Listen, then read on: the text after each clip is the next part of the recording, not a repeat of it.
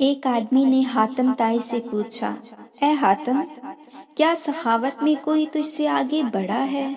حاتم نے جواب دیا، ہاں، قبیلہ طے کا ایک یتیم بچہ مجھ سے زیادہ سخی نکلا، جس کا قصہ کچھ یوں ہے کہ دوران سفر میں شب بسری کے لیے ان کے گھر گیا۔ اس کے پاس 10 بکریاں تھیں۔ اس نے ایک ذبح کی، اس کا گوشت تیار کیا اور کھانے کے لیے مجھے پیش کر دیا۔ اس نے کھانے کے لیے مجھے جو چیزیں دیں ان میں مغز بھی تھا۔ میں نے اسے کھایا تو مجھے بہت پسند آیا۔ میں نے کہا، واہ سبحان اللہ، کیا خوب ذائقہ ہے۔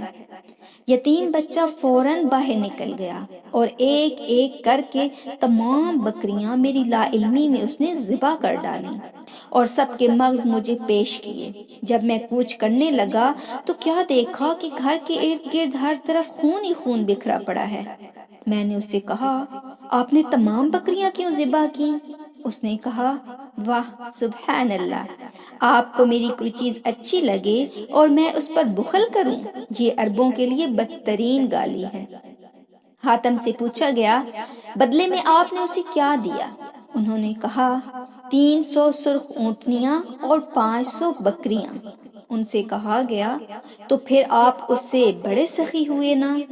انہوں نے جواب دیا، نہیں، وہ مجھ سے زیادہ سخی ہے، کیونکہ اس نے اپنا سب کچھ لٹا کر سخاوت کی، جبکہ میں نے تو اپنے بہت سے مال میں سے تھوڑا سا خرچ کر کے سخاوت کی ہے۔